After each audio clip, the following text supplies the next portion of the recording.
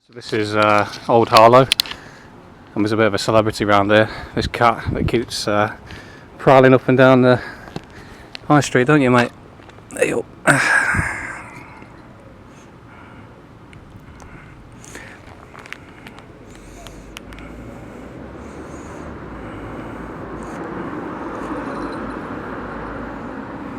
This was a post office once upon a time.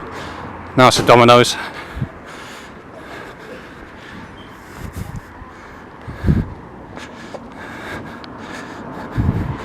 The Domino's mafia that's kind of taken over. I feel in here, this might have been a police station that's shut down.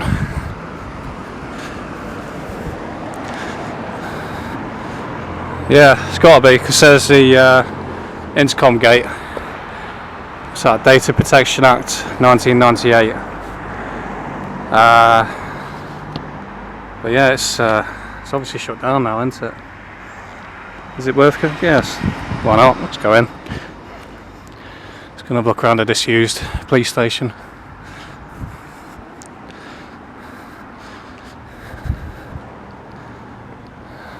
I was only speaking to a mate yesterday and he was talking about law and order and all that, and he was saying that obviously if you have police stations and you have a police presence, people would behave themselves. You know, if there's actually a deterrent there as well. So funnily enough, when you get rid of these police stations, law and order is going to decline, basically. But my counter argument to all that was, when all this law and order goes into the wrong hands and people start passing laws for things that no one agreed on, that's where this whole system doesn't work, basically. You know, I don't think this system was ever really meant to work. Either way, we're fucked. You know, but at least if you live with nature and not civilization, there's a good contrast there between nature and civilization. At least with nature, you got something of a you can fight back, whereas in civilization and law and order, you can't fight back because there's laws in the way. Good example being what's happening at Dover, Southend. You know, with all the dinghy people arriving. Once upon a time, men would have got together and fought back and stopped it, and women. But because we're reliant on a corrupt government, police force, because if the government's corrupt, then all the rest of it's corrupt. So it's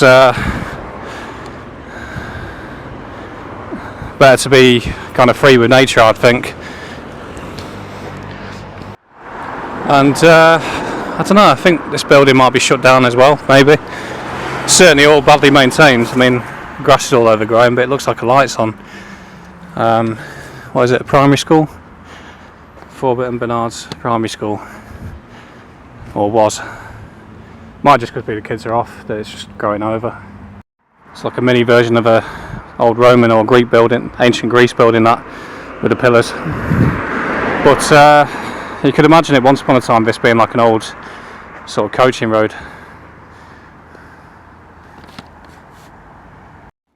And just coming into the main part of the village, town, old town I guess, Turkish barbers, because there isn't many of them, and then a George Hotel after that. But don't think it's a hotel anymore though. But they kind of kept the yep, so and there's also like a funny looking head on top of that building. Coming around, got this nice old Tudor themed building, which is an estate agent.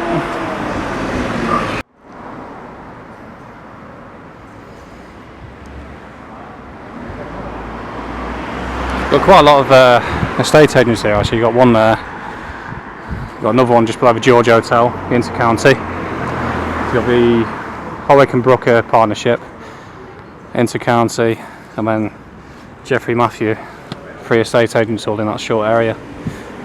And this is 4th Street, And this was a sandwich shop that's shut down now, I think, opposite the Marquee Lounge, which is a pub, but I don't think it's open anymore. Or is it? No, it is open still. Yeah, the Marquee Lounge. Let's see what Harlow Council's got to say.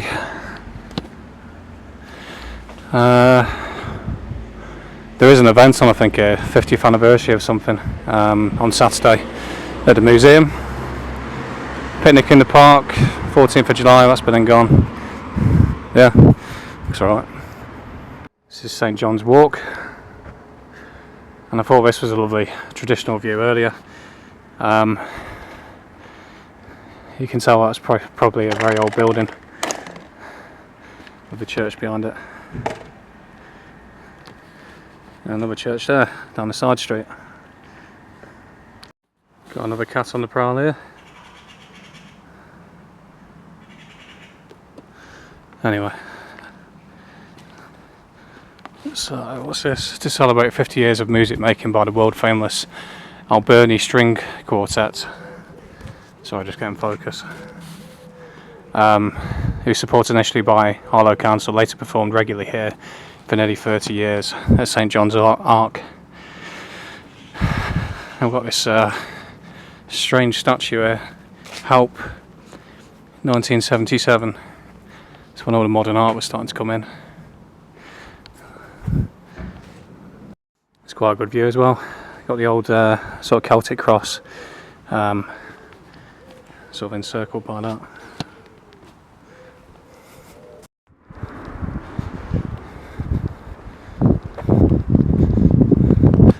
And that's the Crown Pub, just obviously quite quiet being early on. Another nice old Tudor building over there. Well, Tudor style building at least. But yeah, this is a Crown Pub from across the road as well.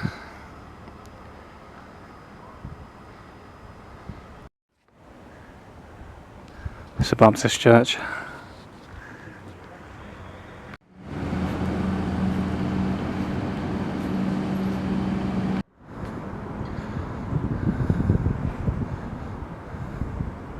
Come across one of these old coaching milestones, 6 miles to Epping. Sarah Flower Adams, authoress of a hymn there, My God to Thee. This is down the main high street. Cafe Blue on the left.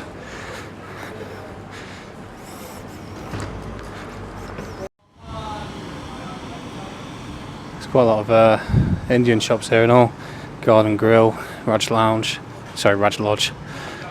and then just over here. You don't happen to know what this statue's about, do you? Pardon? Do you know what this statue's about? Oh, it's God, that's like from when I was a child.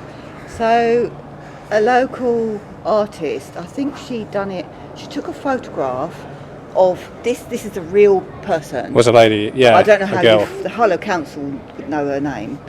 And she took a photograph of the girl and then made the statue. So she was a local, like who make statues, what they call Sculptures. Yeah, that's sculptors. what She was. Yeah. But I don't know whether she's still alive, and the council know the name of the girl, but I don't know whether she is still alive. Well, that's 60 years ago, isn't it? Yeah, yeah. Oh, okay. But I do remember the story as a child, because I used to go to the water gardens all the time. And I was about to leave, but then I come across another part of the old town. It's got some lovely angles. Church there. Green Man pub over there.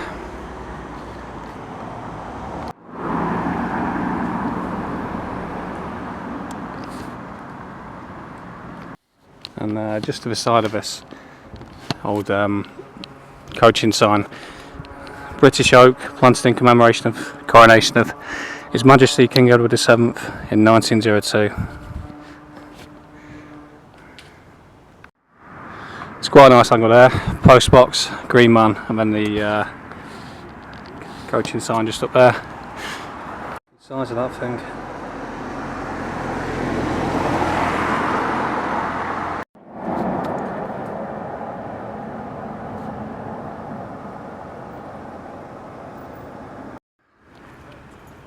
This is the Victoria Hall Theatre, and something here to do with Winston Churchill.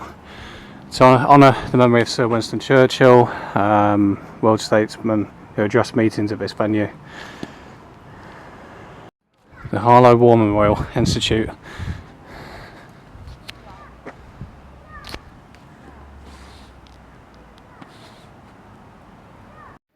Bit of a crap war memorial, has to be said.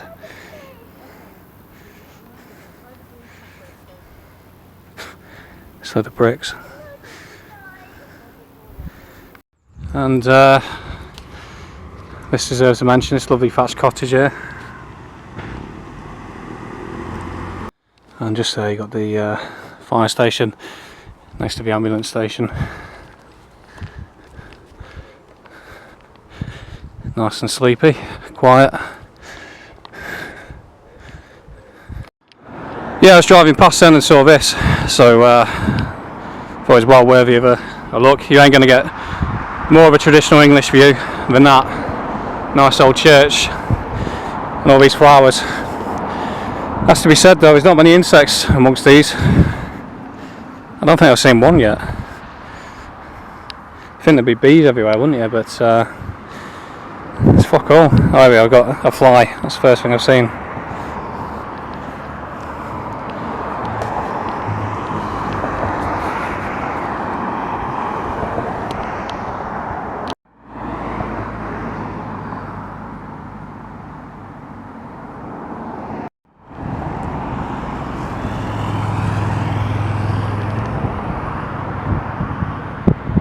As I'm here, might as well have a look around as well. St Mary at Latin Church. Just making sure I have a good look around, because this would be an ideal place for someone who's homeless to get their head down really, because it's quite a quiet looking area. Let's see if I can get in. Nope.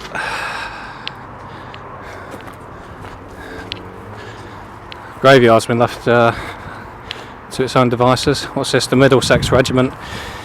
That was worth coming in for. Who's this? W. Woolard, Middlesex Regiment, 20th of February 1920. So unfortunately must have died right at the very end of the war. That was unfortunate, wasn't it? Myself, obviously, I think World War I was up until 1919 when it finally drew to a complete end. 1914 to 1918 is one I've heard, but I seem to think I've seen 1919 as well. What we're looking at there then.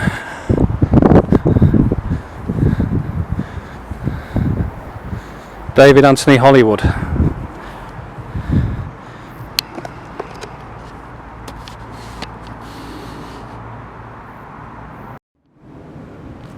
It's got a